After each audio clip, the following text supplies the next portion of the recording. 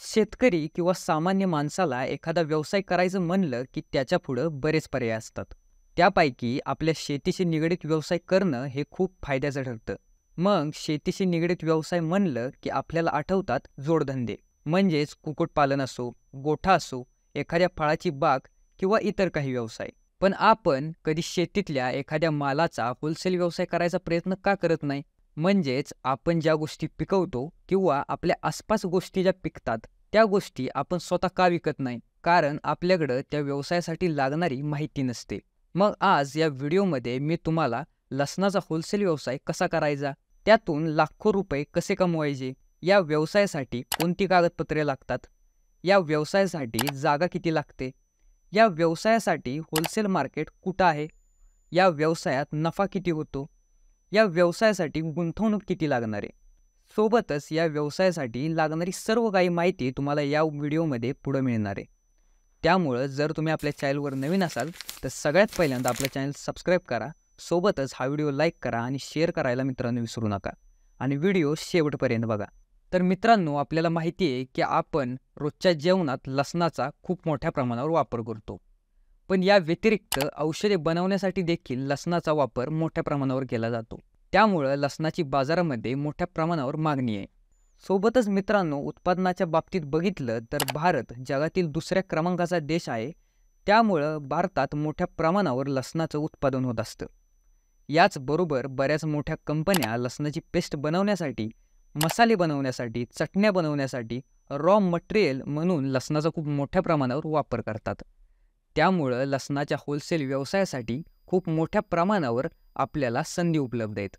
मग आता बऱ्याच लोकांच्या मनात हा प्रश्न असेल की लसणाचा व्यवसाय आपण कसा आणि किती प्रकारे करू शकतो?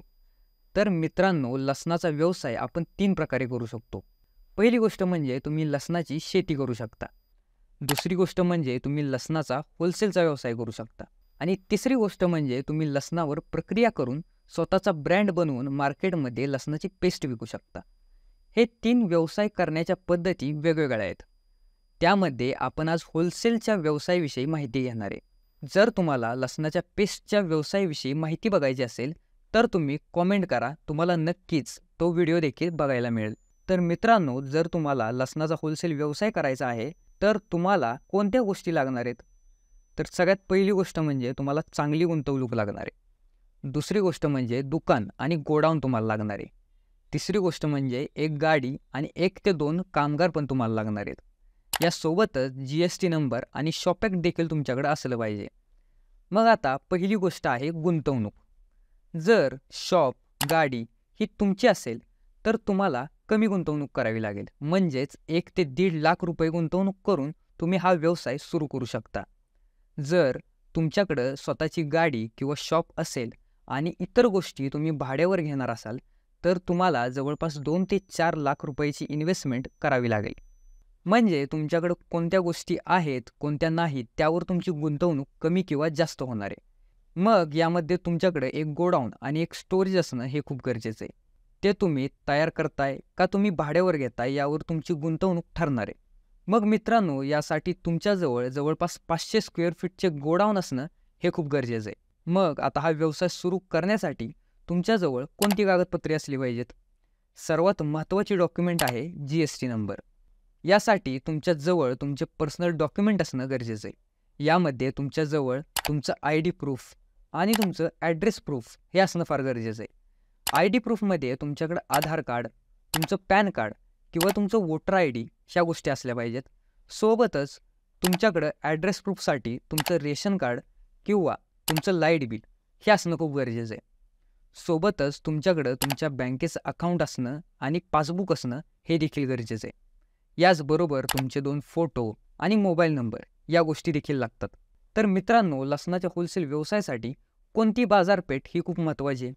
यामध्ये महाराष्ट्रामधील काही महत्त्वाच्या बाजारपेठा मी तुम्हाला सांगतो. यामध्ये पहिली आहे ठाणे जिल्ह्यातील कल्याणची बाजारपेठ. दुसरी आहे चंद्रपूर जिल्ह्यामधील गंजवाड. तिसरी आहे अहमदनगर जिल्ह्यामधील श्रीरामपूर. चौथी आहे नागपूर जिल्ह्यामधील हिंगणा. 5वी आहे पुणे जिल्ह्यातील मोशी. 6वी आहे सोलापूर जिल्ह्यामधील अकलूज. 7वी आहे अहमदनगर जिल्ह्यामधील राहाता या सगळ्या बाजारपेठा आहेत. याच्या व्यतिरिक्त देखील खूप बाजारपेठा तुम्हाला पाहायला मिळतात. कारण भारतामधील सर्वात जास्त लसूण उत्पादन करणाऱ्या राज्यांमध्ये महाराष्ट्राचा समावेश होतो. याचबरोबर जर तुम्हाला महाराष्ट्रामधून न घेता बाहेरून लसूण घ्यायचा आहे किंवा विकायचा आहे, तर तुम्हाला मध्य प्रदेश, गुजरात, ओडिसा, राजस्थान या ठिकाणी देखील तुम्हाला मोठ्या प्रमाणावर बाजारपेठा बघायला मिळतात. आता मित्रांनो, या व्यवसायात नेमका नफा किती होतो? जर आपण सध्या बाजारामध्ये बघितलं तर लसणाचा दर हा खूप जास्त असलेला आपल्याला बघायला मिळतो. मग नेमका होलसेलमध्ये हा लसूण किती रुपयाला मिळतोय? जर आपण सध्या लसणाचे होलसेल दर बघितले तर ठाणे जिल्ह्यामधील कल्याणच्या बाजारामध्ये जवळपास 21,000 रुपये क्विंटल एवढा दर चालू आहे. यानंतर चंद्रपूर जिल्ह्यामधील गंजवाड या बाजारपेठेमध्ये आपण जर बघितलं तर जवळपास 21,000 रुपये क्विंटल एवढा दर चालू आहे. यानंतर अहमदनगर जिल्ह्यामधील श्रीरामपूर या बाजारपेठेमध्ये जर आपण बघितलं तर जवळपास 11,000 रुपये क्विंटल एवढा दर चालू आहे. यानंतर नागपूर जिल्ह्यामधील हिंगणा या बाजारपेठेमध्ये जवळपास 16,500 रुपये क्विंटल एवढा दर चालू आहे. यानंतर पुणे जिल्ह्यामधील मोशी या बाजारपेठेमध्ये जवळपास 11,500 रुपये क्विंटल एवढा दर चालू आहे. यानंतर सोलापूर जिल्ह्यामधील अकलूज या बाजारपेठेमध्ये जवळपास 15,000 रुपये क्विंटल एवढा दर चालू आहे. यानंतर अहमदनगर जिल्ह्यातील राहाता या बाजारपेठेमध्ये जवळपास 15,000 रुपये क्विंटल एवढा दर चालू आहे. आता या व्यवसायात नक्की फायदा किती आणि कसा होतो? तर मित्रांनो, लसणामध्ये वेगवेगळ्या ग्रेड असतात. त्या ग्रेडनुसार त्या लसणाची किंमत ठरवली जाते. जेवढी ग्रेड चांगली तेवढी किंमत जास्त. मग नेमका फायदा किती?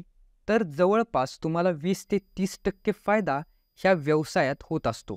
म्हणजेच 100 रुपये किलो तुम्ही जर लसूण विकला तर त्यामध्ये 20 ते 30 रुपये एवढा तुमचा नफा असतो. या व्यतिरिक्त जर एखाद्या वर्षी लसणाचं उत्पादन कमी झालं तर तेव्हा तुम्हाला 40 ते 50% एवढा देखील फायदा होऊ शकतो. पण याचबरोबर तुम्हाला या व्यवसायात तोटा होण्याच्या देखील शक्यता असतात. म्हणजेच बरेच लोक काय करतात की लसूण मोठ्या प्रमाणावर साठवून ठेवतात जेणेकरून त्यांना त्या लसणाचा चांगला भाव मिळावा. पण मित्रांनो, या गोष्टीचा एक तोटा देखील आहे. तो काय आहे? तो असा की जेवढा जास्त काळ लसूण तुम्ही साठवून ठेवाल तेवढंच त्या लसणाचं वजन देखील कमी होतं.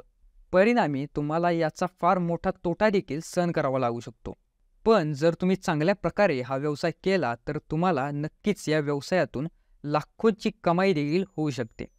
सोबतच तुम्हाला लसणाच्या पेस्टच्या व्यवसायाविषयी माहिती हवी असेल तर कमेंट करून सांगा. नक्कीच तुम्हाला त्या व्यवसायावर देखील व्हिडिओ बघायला मिळेल.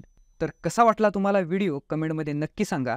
जर तुम्हाला हा व्हिडिओ आवडला असेल तर हा व्हिडिओ लाईक करा, शेअर करा. सोबतच तुम्ही जर आपल्या चॅनलवर नवीन असाल तर आपला चॅनल देखील सबस्क्राईब करा. धन्यवाद.